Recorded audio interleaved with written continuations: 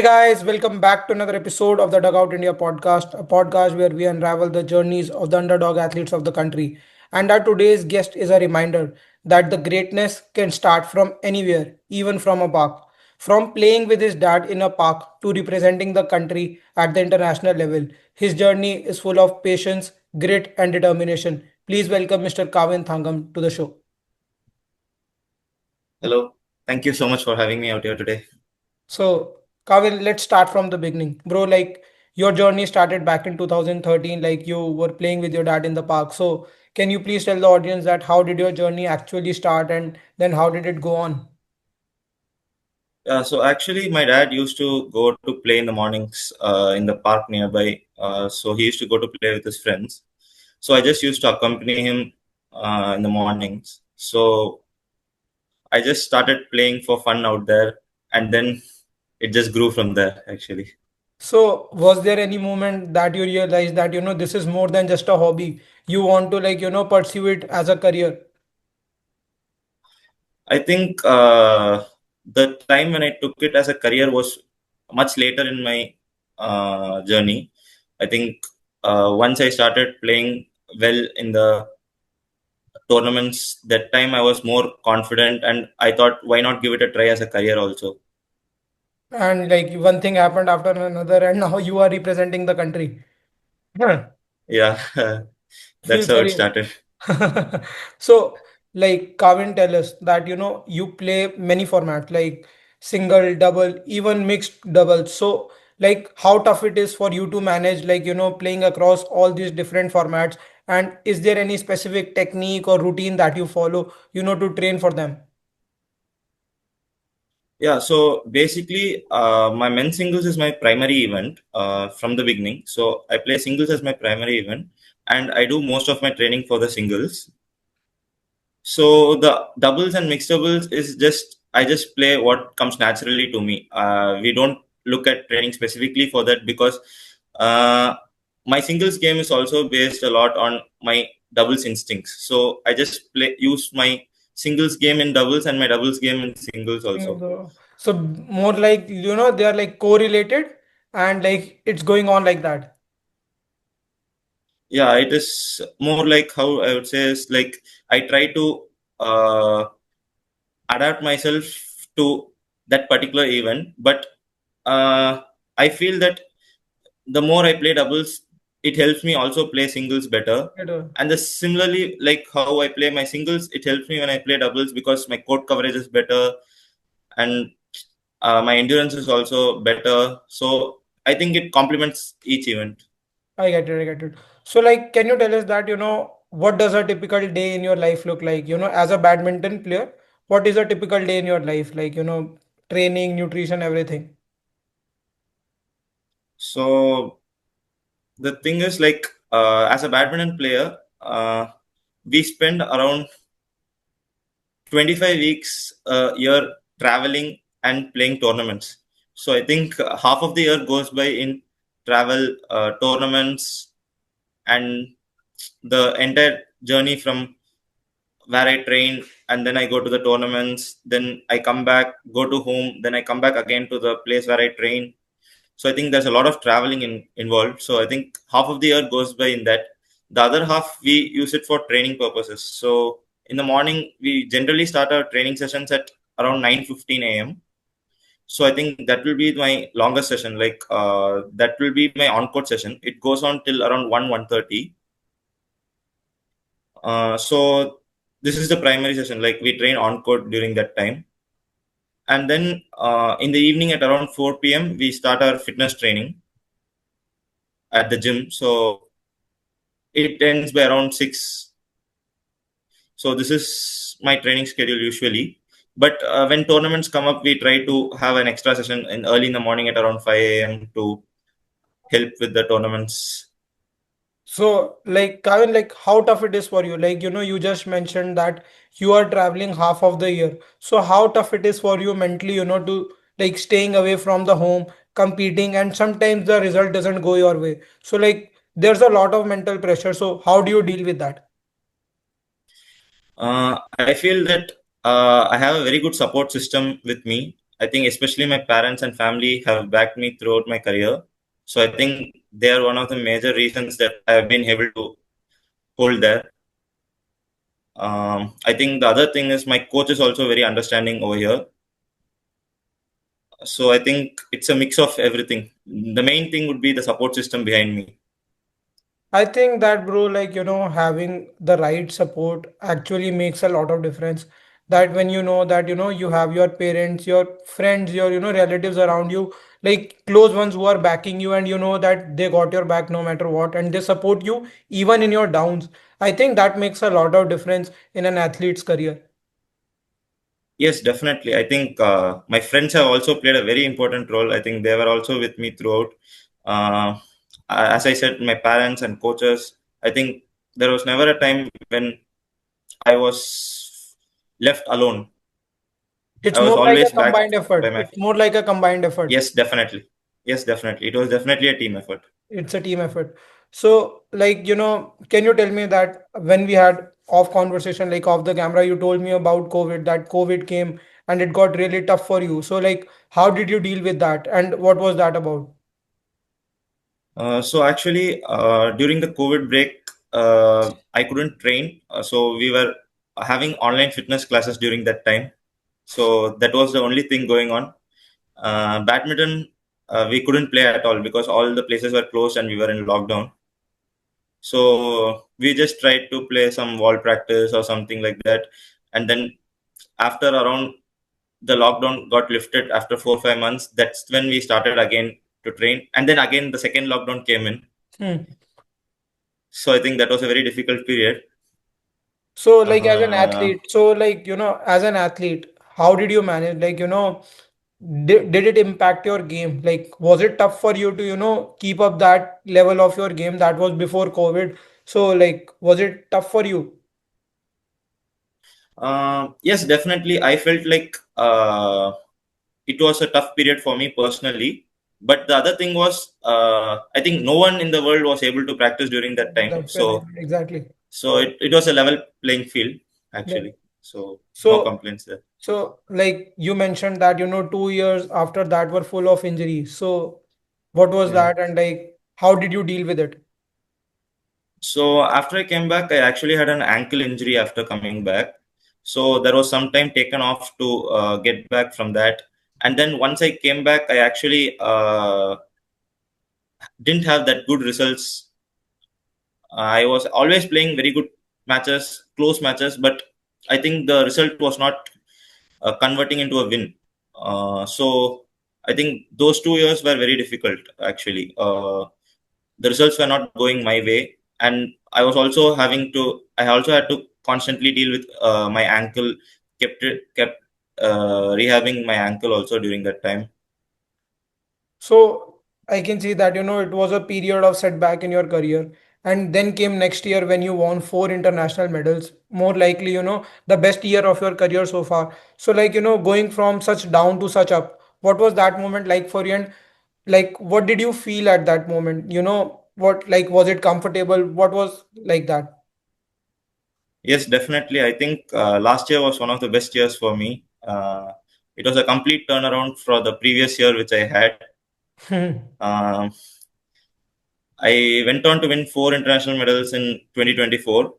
Actually, starting with two bronze medals in Uganda in men's doubles. Actually, and then I went for two tournaments in Bahrain, where I got one gold and one silver in men's singles in 2 weeks in Bahrain. I think that was a really life-changing moment for me. It was the feeling was, I think I can't explain it. Mhm. Like, you mentioned that, 2023 was like really bad for you. You were dealing with injuries. Yeah. And then came 2024, like you mentioned, you won four international medals. So, like, what changed? Like, did you change your routine, like preparation, or what changes did you make, like, that made the change possible? I actually had gone home for a break in between so that I could spend some time with my family and also focus a lot more on my fitness before I came back to professional training. So I think that break helped me a lot to come back stronger the next year.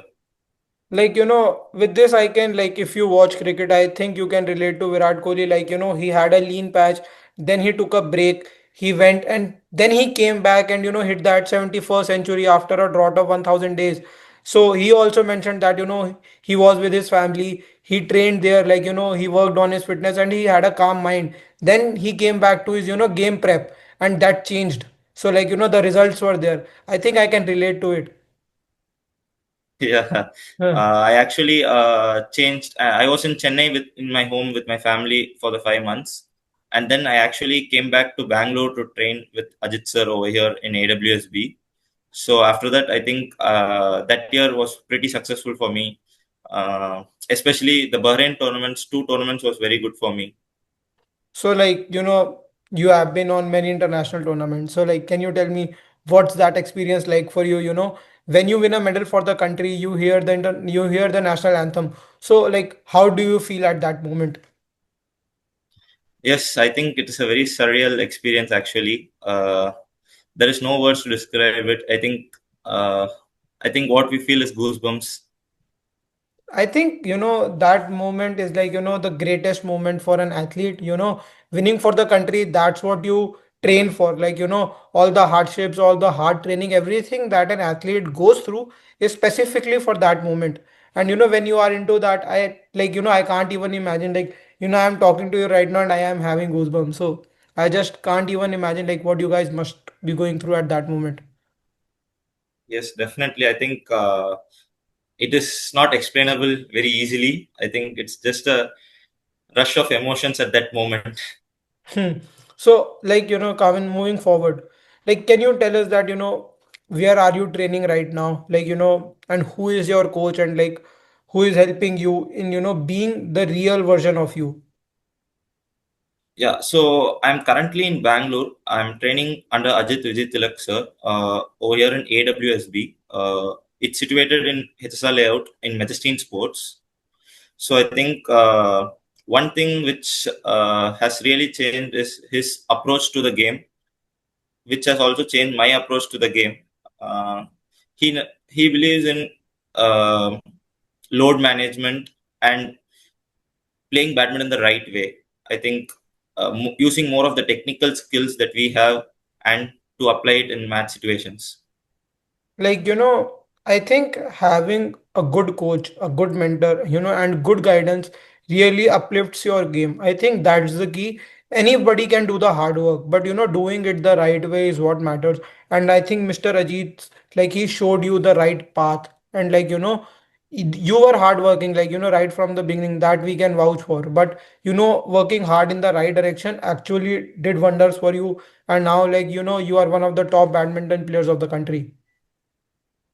Yes, definitely. I feel that as much as Ajit sir has helped me, I think all my coaches have to get some credit because I've always been blessed with some great coaches in my career. I think I worked with several coaches throughout my career, and each one of them have helped me in some way or the other to grow. I think, like, you can't negate anybody else's efforts in your journey. Like, for Yes, example, I would say definitely. that, like, for example, I would say that, where I am, I have worked with many other people. So, like, I can't negate that, that they haven't done anything in my journey. I can relate to yours. So, Yes, like, definitely. Because yeah. things click for me when I'm here with Ajit sir, and he's helped me develop a lot technically. He's one of the most technically sound coaches whom I've been under. Uh, I think my previous coaches were all very helpful to me. I think they had their share of. I think they were very helpful in growing me into the player who I am today. Also, I think they kept the foundation. Ajit sir did the rest of the work. I think foundations were, like, kept by the other coaches, and Ajit sir, like, created an entire building on it. Like, what you are right yes, now. I definitely have to say that all the coaches built it together. Yes. Yes, we can say it that way. We can, it better. Yes, So, like, Kavin, one thing I want to know that, I have had numerous conversations with many athletes across the country. One common thing has come up, and that is, sponsorship and support to the athletes. So what do you think that, what is to be done to improve the grassroots level of the country, like in badminton?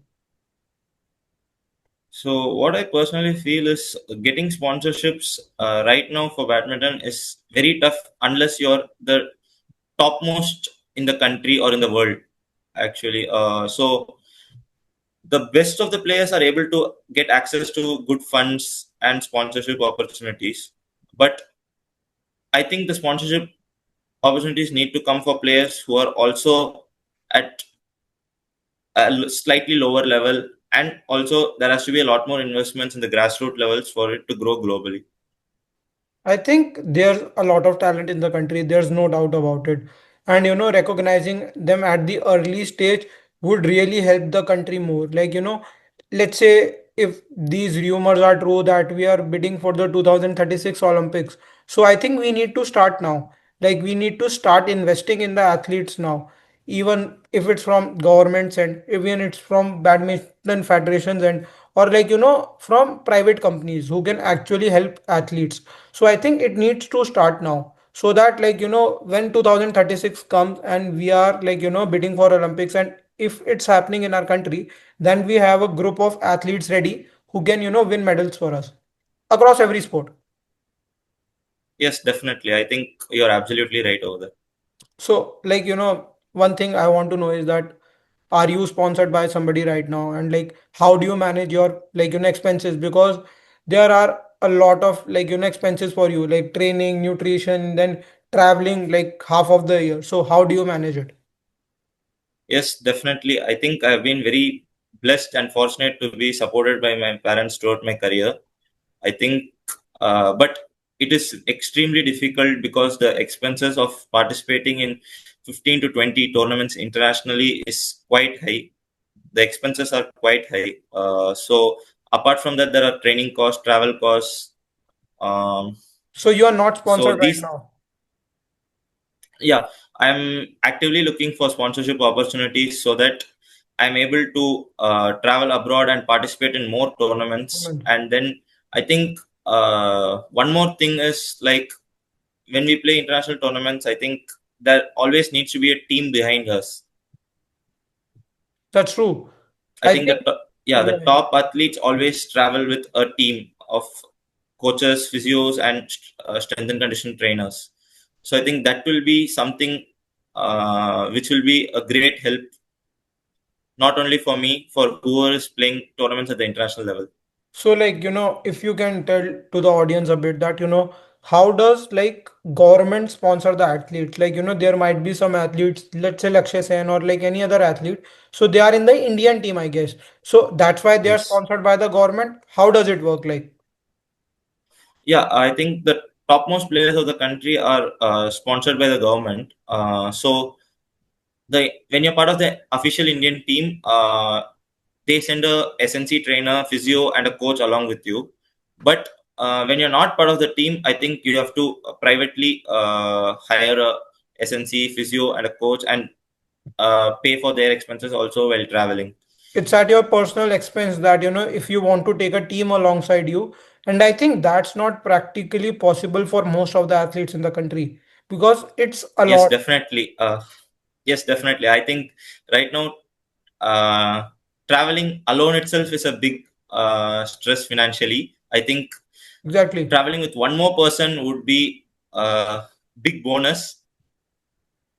Traveling with a team would be, I think, a very good option in the future.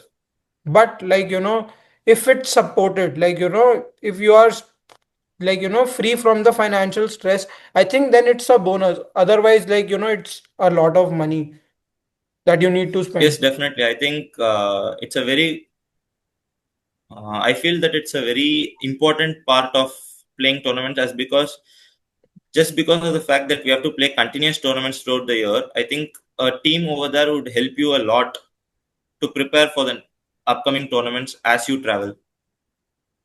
Exactly, exactly. I get it. Like, if you have a team alongside you, like, what's coming next. So you can change routines and other things accordingly. So that will be Yes, beneficial for you. Like, you don't have to be there at yes, the tournament and then start prepping for it. You will start, like, at the early stages only. Makes sense. Yes, So, definitely. like, Kavin, my one of the last questions to you is that, you have played a lot of international badminton. So, do you think there's any difference between Indian athletes and the athletes of other country? Like, what's like that? I think the one big difference I have seen is the Southeast Asian countries have a very good physical um, attributes to their game. I think they're genetically very fit. Genetically. They're very muscular, and I think we'll have to match them through training and technically. I I think think, that is one thing. yeah, yeah, yeah. You Yeah, were saying sorry, I didn't something. get you. I think I forgot. I'm not. Oh, it's all right. So, like, I believe that, when it comes to genetics, I don't think anybody can do anything in that. It's Yeah. not chosen by us, it's given by the God. But I believe that, there are certain things that are not unachievable. Like, by training, we can achieve certain things.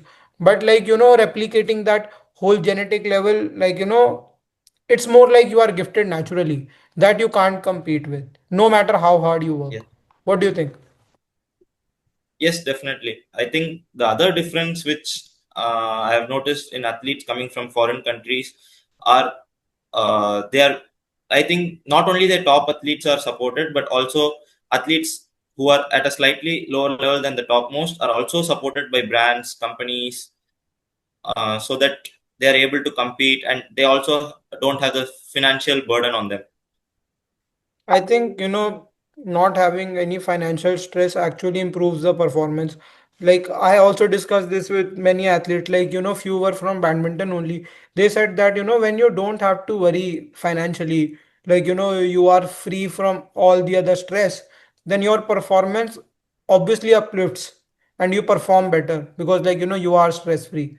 So I think that, whoever is watching this episode, and I want to urge to the companies that please come forward and support athletes like Kavin and others in like other sports, because they are the future of the country and we need more athletes. Like, if we don't back them, there's no sporting future for us.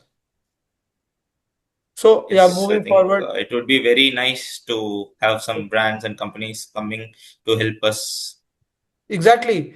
Through this medium, Mr. Harshal Dani, he also like, requested people like companies that he needed sponsorship. Like he mentioned, just like you, that, traveling is really expensive and it's totally understandable. And I don't think that funds should stop us from becoming the sporting nation that we can be, because we have a lot of potential in our country. Like, having players like you is a boon exactly for us, that, that we have you, but not spending enough for your growth and development is what's stopping us. And I don't think it makes sense. Yes, thank you. I hope that we can achieve something together. Yeah, like for sure, brother. But like moving forward, Kevin, my last question to you is what's next for you? Like, what can we expect and what are your future plans? So I came into my best career best ranking of 100 in men's singles 3 weeks back. Congratulations. So I'm Yes, thank you. So I'm looking forward to the initial goal would be to first break into the top 70. I think the next for the second step would be probably going into the top 50 in the world. I think again we'll have to go step by step. I think keeping a long term goal in mind and taking it step by step is what I'm looking forward to. So first of all, like congratulations on making it to the top 100. And I hope that, you really make it to the top 50 in the world. And I know you will do it. Like, you got the talent. I think you just need that time and you will definitely be there. And whenever you make it to the top 50, we are going to have an episode again, and that too in person. I think that way we will have a lot better conversation. So, like, Kavin, my Yeah, last sure. question, like, finally, my last question is that, what's Yeah. next for badminton in India? Like, what do you think is next for badminton in India? I feel that badminton is already growing at a very high pace in India. So I think now as investments come in to the grassroots levels, I think there will be many more champions coming out of India in badminton. So the future is bright. So at the end, all I want to Yes. say is thank you for being a part of this show. Like, we are proud to have you. Like, it's our honor that, we got to sit with you and have this conversation. And I hope the next time, when we sit together and have a conversation, it's in person. You are in top 50 and, like everybody knows that who you are. I just hope that, you make it like, to the number one in the country. Thank you. Yes, definitely. Thank you so much. Thank you for having me out here today.